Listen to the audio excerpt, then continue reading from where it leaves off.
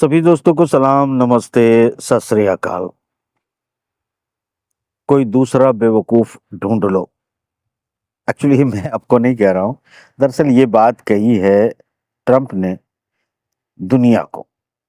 यानी अगर दुनिया में से भी ख़ास तौर से जो है अगर माना जाए तो ब्रिक्स को ये बात कही है कि कोई दूसरा बेवकूफ़ ढूँढ लो। यानी अगर तुम डॉलर का अल्टरनेट तलाश करोगे और अगर ब्रिक्स की कोई करेंसी लाने की कोशिश करोगे, तो फिर अमेरिका का एक बेहतरीन बाजार आपको छोड़ना पड़ेगा और आप कोई दूसरा बेवकूफ़ ढूँढ लो। ये बात कहने में और बहुत सारे विश्लेषण दोस्तों आपने सुने होंगे कि इस तरह के आए हैं कि अगर ये ट्रंप ने लगा दिया 100% का टैरिफ, तो ये जो है पूरी दुनिया को मजबूर कर देगा। हालाँकि इसका असर जो है कई देशों पे दिखाई दे रहा है। तुर्की के ऊपर भी इसका सीधा असर दिखाई दिया है, जिस तरीके से वो सीधे शामिल होने जा रहा था ब्रिक्स के अंदर, और जो अभी उसके मूवमेंट चेंज हुए हैं उसमें ट्रंप की ये धमकी इकोनॉमिक वार की भी एक बहुत बड़ी धमकी है। तुर्की के लिए इकोनॉमी इस वक्त सबसे बड़ा मुद्दा बना हुआ है। उसकी अपनी सत्ता की जड़ें हिली हुई हैं। तो जब सत्ता की नौबत आती है, लोग भूल जाते हैं धर्म, लोग भूल जाते हैं जाति, लोग भूल जाते हैं कि पेट की जो आग है, यानी जब आपका सामना पैसे से होता है, तो पैसे के सामने हर चीज़ फीकी पड़ जाती है। हालाँकि इस बात को हर कोई मानता है, मैं ऐसा नहीं मानता, क्योंकि बहुत सारे लोग इसमें ज़िद्दी भी होते हैं, बहुत सारे लोग जो हैं आम पब्लिक में तो ये तासुर दिया जाता है कि भई तू हमारी जाति का है, तू हमारे धर्म का है, हमारा धर्म का भला कर, ये कर, वो कर। ये सब अफ़साने हैं। इन अफ़सानों में कोई दम नहीं है। ये सारी बातें आकर रुकती है मनी के ऊपर, और अगर मनी के ऊपर यानी आपको भी जो धर्म अच्छा लग रहा है, चीज़ें अच्छी लग रही हैं, कल आपको कोई ऑफ़र कहीं से आता है पैसे का, तो आप भूल जाते हैं अपने भाई को, अपने परिवार को, अपनी जाति को, अपने धर्म को, अपने देश को। ये एक ऐसी कड़वी सच्चाई है दुनिया में, फ़ाइनेंस, पैसा, जिसे सदियों से कोई झुठला नहीं पाया और सदियों तक कोई झुठला नहीं पाएगा। ये तमाम जो संगठन बनाए जाते हैं, ये तमाम जितने भी गुट, मठ सारी चीज़ें बनाई जाती हैं, इन सब के पीछे अर्थशास्त्र होता है, इकोनॉमी होती है, पैसा होता है, और इसीलिए जो है संगठन बनाए जाते हैं, मॉडल्स बनाए जाते हैं, इकट्ठा किया जाता है चीज़ों को। इसके पीछे पैसा ही होता है, और पैसे की एक ऐसी चोट को ट्रंप ने ला के सामने खड़ा कर दिया है, जिसके सामने जो बिल्कुल, यानी बाइडेन काल में ऐसा लग रहा था कि आज कल में जिसका टेस्ट भी हो चुका था, ये करेंसी आ जाएगी और ये पूरी तरह से अब डॉलर को डी-डॉलराइज़ेशन कर दिया जाएगा। ट्रंप ने एक भारी धमकी देकर दुनिया के पैर ठिठका दिए हैं, इसमें कोई शक नहीं है। मगर अभी हमें ये समझना है कि किस देश को क्या नुकसानात हो सकते हैं, क्या वो ये नुकसान बर्दाश्त कर सकता है कि नहीं कर सकता है। अगर कॉमन में बात करूं, तो ईरान जैसे देश को कोई फ़र्क नहीं पड़ता है, क्योंकि पहले से ही वो पाबंदियाँ झेल रहा है, जितनी हो सकती थी लगा दी गई थी। रूस को बहुत मामूली फ़र्क पड़ सकता है, चूँकि रूस का एक बहुत बड़ा बाज़ार जो है वो अ, कीमती मेटल्स का है, जो व्यापार करता है अमेरिका के साथ में। अगर वो कीमती मेटल का व्यापार ना भी करे तो वो कई बाज़ार तलाश कर सकता है। चीन ने बहुत हद तक उसकी भरपाई की है। यानी रूस अपने काम को जारी रखेगा, डॉलर को, मगर जो एकदम होने वाला था, इसमें थोड़े से पैर ठिठक गए हैं। ब्राज़ील का, अर्जेंटीना का, इनके भी इनका व्यापार अमेरिका के साथ बहुत बड़ा है, और मेन बाज़ार जो है, मेन पार्टनर के तौर पर एक्सपोर्ट जो करते हैं ये देश, ब्राज़ील ख़ास तौर से वो अमेरिका पर बहुत मुनस्सर करता है। साउथ अफ्रीका का बाज़ार भी बहुत मुनस्सर करता है। तो वो अचानक जो है व्लादिमीर पुतिन या चाइना के कहने पे अमेरिका के बाज़ार को एकदम छोड़ देंगे, ये मुमकिन नहीं है, बिल्कुल मुमकिन नहीं है। अलबत्ता बहुत ज़्यादा फ़र्क पड़ता हो, यानी उसमें अल्टरनेट उनको ढूँढने में मेरे ख़्याल से 2 साल या 3 साल लग सकते हैं, 4 साल का समय लग सकता है। इस दौरान ये इस बाज़ार को टोटल अलविदा कह सकते हैं, ये एक एंगल है। भारत का जो एक बाजार है, इसमें मिस्र का भी आता है। मिस्र का भी जो प्रॉफिट का बाजार है वो अमेरिका के साथ ही चलता है, तो मिस्र भी मेरे ख्याल से इस धमकी को सीरियस लेगा ट्रंप की। और चाइना का सबसे बड़ा पार्टनर जो है एक्सपोर्ट का, वो बड़े बाजार के तौर पर अमेरिका मौजूद है। हालांकि अल्टरनेट जो है वो तैयार किए जा रहे हैं, जिस तरीके से फ्रांस को और पश्चिमी जगत को अफ्रीका से निकाल फेंका गया है, अल्टरनेट बाजार तैयार किया जा रहा है चाइना के जरिए। इसमें कोई शक नहीं है कि चाइना के पैर टिटकेंगे, मगर चाइना घुटने टेक देगा ये मुमकिन नहीं है, क्योंकि इसके कारण हम बाद में बात करेंगे। मगर बहुत नुकसान जो है चाइना को होगा अगर ट्रेड को 100% जो है ड्यूटी के साथ लगा दी जाती है पाबंदी अमेरिका के द्वारा, डोनाल्ड ट्रंप के द्वारा। अब इसका भारत पर भी, अब मुद्दे पे आ जाते हैं। मेरे ख्याल से दुनिया में उतना ज्यादा फर्क पड़े ना पड़े, हमारा मेन मोटिव ये होना चाहिए कि भारत पर क्या असर पड़ेगा। अगर ट्रंप ने 100% लगा दी अपनी पाबंदी, तो मतलब टैरिफ लगा दिया गया, तो फिर भारत के जो मेडिसिन बाजार है, जिसका बहुत बड़ा हिस्सा जो है एक्सपोर्ट होता है अमेरिका को, उस पर भारी असर पड़ेगा। यानी उसका एक्सपोर्ट लगभग बंद हो जाएगा, 100% ड्यूटी के साथ कोई नहीं मंगाएगा। दूसरी बात, भारत पर जो ये प्रॉफिट में हम जाते हैं, ट्रेड डेफिसिट के मामले में अगर हम ट्रेड की बात करें, तो ट्रेड में हम जो है प्रॉफिट में आते हैं अमेरिका के साथ में व्यापार करने में। अमेरिका को हमारे कपड़ा भी एक्सपोर्ट हम करते हैं, कुछ केमिकल्स हम एक्सपोर्ट करते हैं। सबसे बड़ा सेक्टर हमारा आईटी का है जो हम एक्सपोर्ट करते हैं। अगर इस सब पर ड्यूटी लगा दी जाती है तो भारत को काफी भारी नुकसान हो सकता है। ऐसी सूरत में अमेरिका को छोड़ना जो है वो भारत के लिए इस वक्त नामुमकिन नजर आएगा। भारत की इकोनॉमी पहले से ही डिस्टेबलाइज होती जा रही है। मैं ये नहीं कहता कि हो चुकी है, क्योंकि इस पर बहुत सारी बातें आ जाएंगी। देखिए, कृषि की जितनी लागत बढ़ी है, कृषि की मूल्य उतना नहीं बढ़ा। ये कड़वा सच है। किसानों को एक सही कीमत मिल रही हो, ये नहीं है।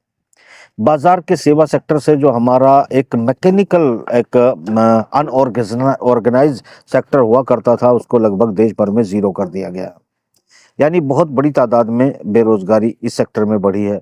स्क्रैप के मामले में बहुत सारी बेरोजगारी, अनऑर्गेनाइज सेक्टर था, मगर वो ये क्या है आपके डाटा में नहीं आता। ये जब आप जीडीपी के आंकड़े, दूसरे आंकड़े जब पेश करते हैं, तो ये इसका आकलन सही से नहीं किया जाता और इसको रिकॉर्ड में बहुत ज़्यादा नहीं दिखाया जाता। एक बहुत बड़ा पक्ष इस अर्थव्यवस्था, इस इकोनॉमी से जो है वो लाभ उठाता था, जो अब लगभग जीरो हो चुका है। क्योंकि नई जो रोड नीति है, जो ट्रांसपोर्ट नीति है, उस नीति के तहत गाड़ियां कितने साल चलेंगी, उसके बाद बंद कर दी जाएंगी, तो उससे तकरीबन करोड़ों लोग जो है बेरोजगार हुए हैं। और उनके पास अल्टरनेट कुछ ना कुछ तो रोटी खाने के लिए इंसान करता है, मगर ये रोजगार घटे हैं। मेरा कहने का मतलब ये है। यहाँ एआई का सेक्टर आ रहा है, इस सेक्टर में और बड़ी तेजी से मशीनरी आधुनिक होंगी। और पहले से ही मैंने एक डाटा पेश किया था कि कितने इंजीनियर जो हैं वो बेरोजगार घूम रहे हैं, और कितने और इस साल नए डिग्री लेके निकलेंगे, तो उनके पास जॉब कहाँ से आएगी। विदेशों में रेटिंग घट रही है। विदेशों में भारतीय एक जो हम जो देश के अंदर कर रहे हैं, इसको लेकर पूरी दुनिया मॉनिटर कर रही है, और वो सोच रही है कि भारत से कितनी लोगों को लिया जाए। क्या ये हमारे देश में आके झंडा उठाकर घूमेंगे, आंदोलन करेंगे, झगड़े करेंगे, या फिर जो है ये सिर्फ काम करेंगे। तो उसमें दुनिया एक चिंतन के तरफ जो है वो जा रही है। अभी बहुत तो नहीं गई है, मगर बहुत जल्दी बहुत ज्यादा चली जाएगी। इसे कोई रोक नहीं सकता।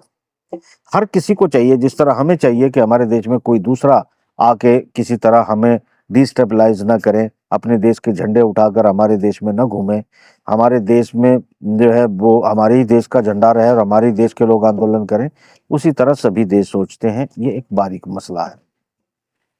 ये एक मसला होता है कि भारत इस वक्त ट्रंप की धमकी को इग्नोर करे, मुझे नजर नहीं आता।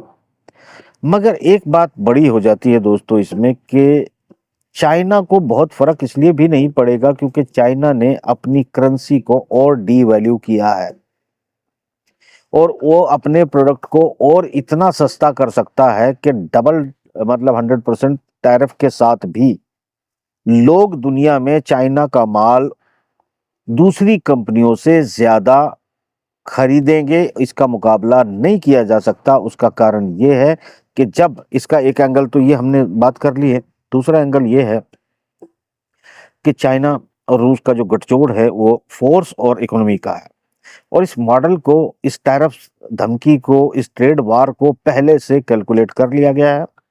कैलकुलेट करने का नतीजा ये होगा कि जो रेयर अर्थ मिनरल्स है, अगर रूस से, और जो महंगे मेटल्स हैं, अगर वो अमेरिका नहीं मंगाता है तो अमेरिका के जो बड़े उद्योग हैं वो काफी दिक्कत में आ जाएंगे, क्योंकि उसका अल्टरनेट किसी दूसरी दुनिया से प्राप्त करना इतना आसान नहीं है। तो उसके बाद अगर टैरिफ डबल हो जाता है और यही देश अपने माल की भी थोड़ी कीमत बढ़ा देते हैं, तो अमेरिका के बाजार में महंगाई लातादाद बढ़ जाएगी। चाइना के माल पर अगर रोक लगा देते हैं और आप उसकी जगह पे अल्टरनेट जो है जापान, कोरिया, साउथ कोरिया और इन ताइवान, इन देशों का इस्तेमाल अगर आगे बढ़ाते हैं, तो आपको यहाँ पर इनका माल बहुत महंगा होता है, और ये महंगा माल जब जाएगा तो इसे निश्चित रूप से इन देशों को फायदा जरूर होगा, मगर फिर भी जो अमेरिकन जनता है उस पर भारी दबाव आ जाएगा, क्योंकि इनका माल को कम्पिटिट करते हुए ही चाइना अपने माल को 1/4 कीमत पर सेल करता है। अगर डबल भी होता है तो फिर भी 0.5% पे आता है, और अब अगर 0.5% पे आता है तो ये जो दूसरी कंपनियां हैं, इनके माल को अगर ज़्यादा थोड़ी बहुत जगह मिलती है, तो कुल मिलाकर ये है कि अमेरिका के लोगों के लिए तो माल महंगा हो जाता है, कीमत महंगी हो जाती है, बाज़ार महंगा हो जाता है, जिसकी वजह से उन्हें अपने वेजेस बढ़ाने पड़ेंगे, अपने लोगों की सैलरियाँ बढ़ानी पड़ेंगी, अपने लोगों के बाज़ार को जो है मैनेज कैसे करेगा अमेरिका, ये बात शायद अभी तक बहुत अच्छे से कैलकुलेट नहीं की गई। अगर की गई है तो फिर ये एक कोरी धमकी है कि चाइना को इग्नोर करना अभी अमेरिका की बस की बात नहीं है, ये स्पष्ट है। मगर जो छोटे देश हैं, चाहे इसमें भारत हो, चाहे इसमें जो है ब्राज़ील हो, ऐसे कंट्री, अब मिस्र हो, ये सब दो दबाव में आएंगे, और दबाव में आने के बाद जो है अपनी नीति को जिस तरीके से डबल लेकर चल रहे थे, चाइना के साथ भी हैं, रूस के साथ भी हैं, अमेरिका के साथ भी हैं, ऐसी कंडीशन को फिर से बहाल किया जाएगा। और अगर ऐसा होता है तो जो सीमाओं पर शांति हुई है, सिर्फ हमारे कह देने से, सिर्फ हमारे कह देने से कि भाई हम तो चीन के साथ तो अपने संबंधों को जो है उसी तरह चाहते हैं जिस तरह से चल रहे हैं, ये मुमकिन नहीं होगा। इसका मतलब कुछ और भी हो सकता है, जिसकी संभावनाएं हैं। मेरा विश्लेषण बड़ा मतलब अंदेशों पर मुनस्सर है, कोई इन्फॉर्मेशन इसकी नहीं है, मगर अंदेशे जो लगाए जा सकते हैं दुनिया के ट्रेड को देखते हुए और जियोपॉलिटिक्स में जो प्रेशर बिल्डिंग का काम है उसको भी देखते हुए जो है ज़रूरी है, क्योंकि अमेरिका चाहे वो फोर्स का प्रेशर बिल्ड करे या फिर वो इकोनॉमी का प्रेशर बिल्ड करे, तो प्रेशर बिल्ड किए बगैर वो भी अपने बाजार को महफूज नहीं कर पाता है और अपना दबदबा नहीं बनाए रख सकता है। ये जो सिचुएशन हम डिस्कस कर रहे हैं वो ये है कि इकोनॉमी भी भारत का इस धमकी से, यानी ब्रिक्स, रूस और चीन alternate economy, alternate Swift system में जरूर जाएंगे। पुतिन का स्पष्ट कहना है कि हम डॉलर को नकार नहीं रहे हैं, हम डॉलर को खत्म नहीं कर रहे हैं, हम अल्टरनेट जो करेंसी है वो बनाएंगे, अल्टरनेट जो स्विफ्ट सिस्टम है वो बनाएंगे। डॉलर भी रहेगा, हम भी रहेंगे, जिस तरीके से यूरो है और डॉलर है।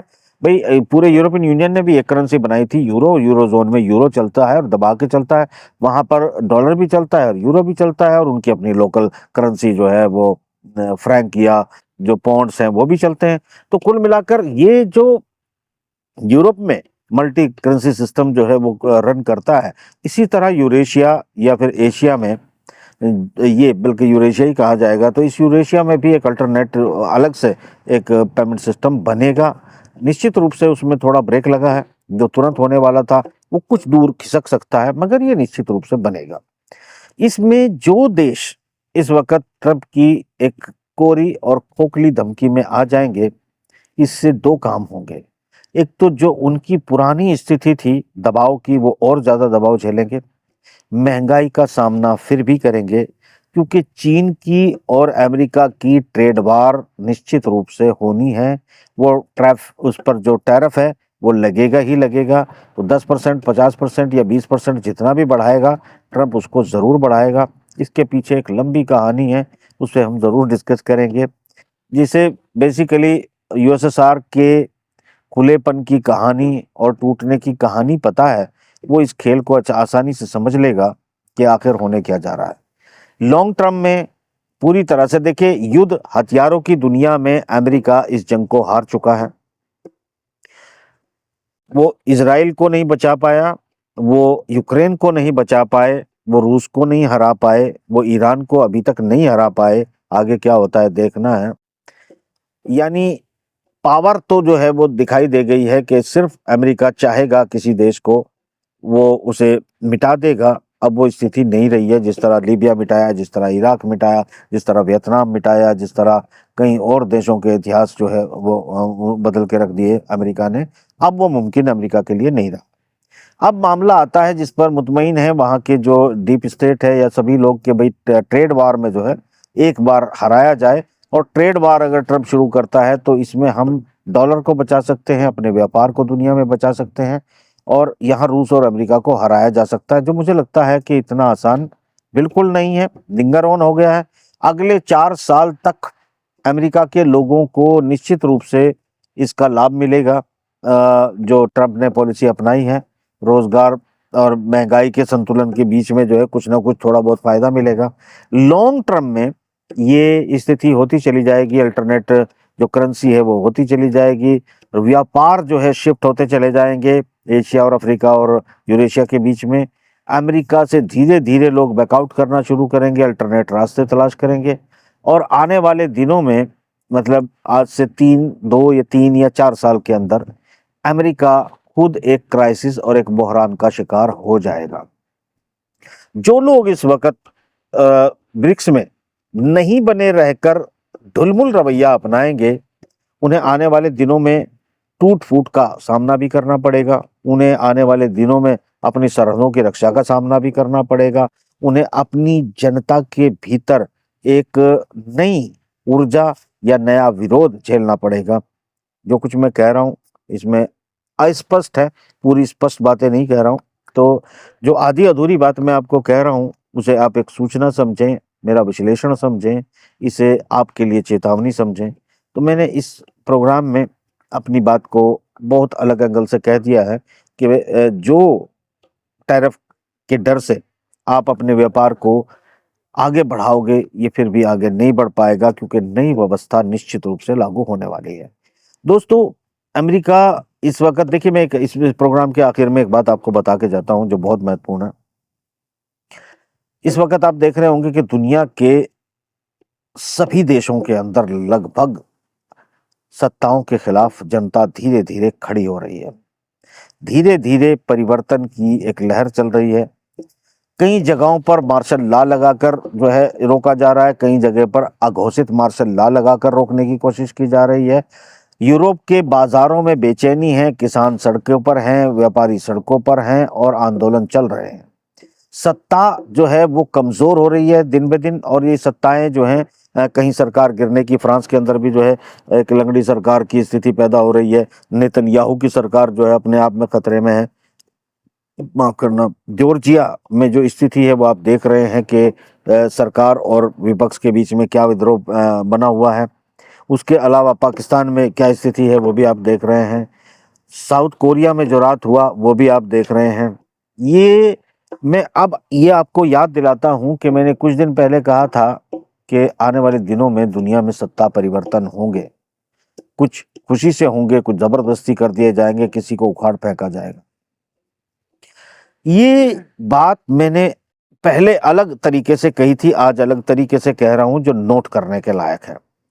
मैंने कहा था ब्रिटेन एक चोर की माँ है, और ब्रिटेन ने ब्रेक्सिट किया था, यानी वो जो यूरोपियन यूनियन से खुद को बाहर निकाल के उसके प्लान में था कि हम अपने उपनिवेश जो हमारे पहले गुलाम देश थे, वहाँ जहाँ हम अपने गुलामों को अब भी रिप्लेस करते आए थे, अब उस डेमोक्रेटिक मॉडल को हम चेंज करेंगे और एक तरह से हर जगह तानाशाही का एक मॉडल तैयार करेंगे जिसका निज़ाम अलग तरह का होगा।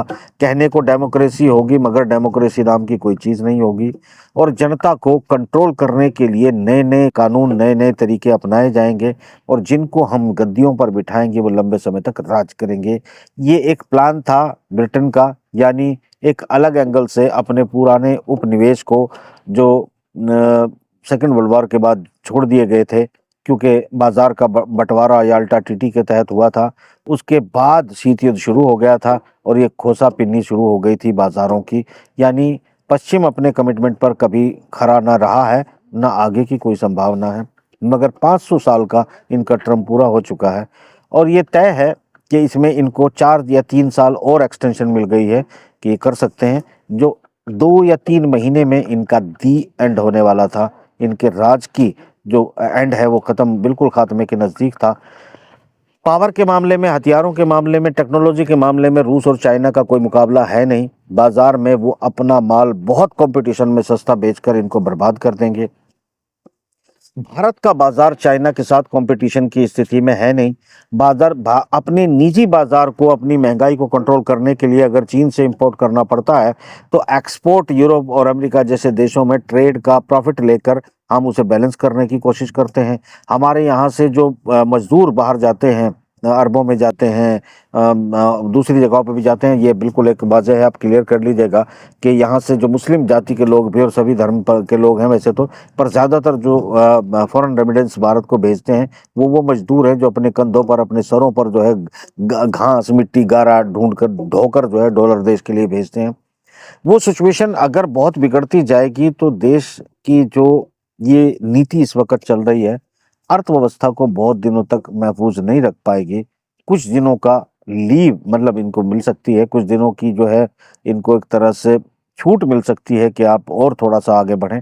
उसके बाद खुद जो समर्थक हैं वो विरोध में बदलना शुरू हो जाएंगे। रोटी की मार मुझे नज़दीक नज़र आ रही है, उसकी दोनों तरफ से नज़र आ रही है।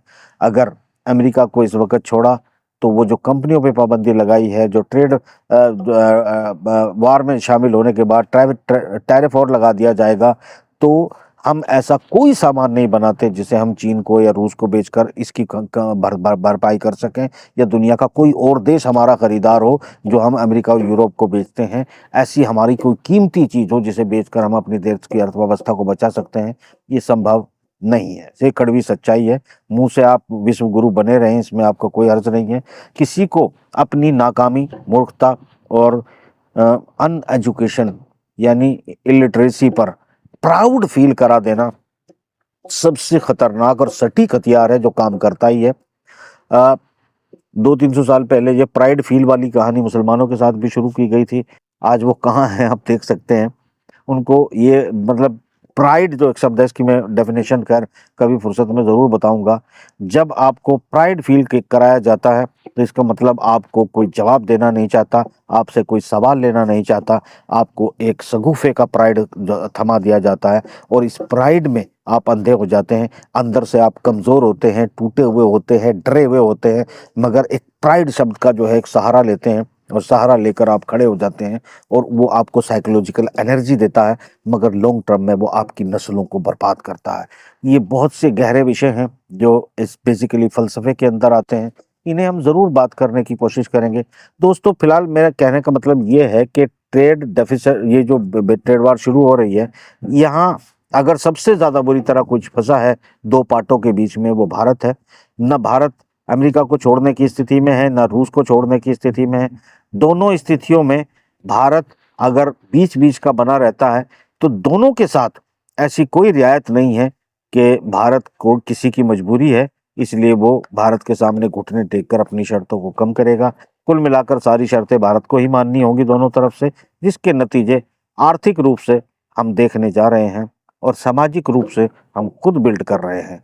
तो दोनों चीज़ों का शायद सामना आपको आने वाला है, इससे थोड़ा सावधान रहें, देख कर चलें। हो सके तो देश की जनता इसको मिलकर जो है मोहब्बत प्यार से और अपनी आने वाले बदसूरत भविष्य से बचने के लिए कोई अच्छा काम कर सकती है। करेंगे तो बहुत अच्छा है, नहीं करेंगे तो भी अच्छा है। मेरा काम अंदेशे बताना है, मैंने अपनी ओपिनियन आपके सामने रख दी है। आपको अच्छा लगे तो लोगों तक भी पहुँचाएँ। कुछ और जानना चाहते हैं डिटेल में इसके बारे में तो कमेंट करके मुझे बताएँ। फिलहाल इजाज़त दें। खुदा हाफ़िज़।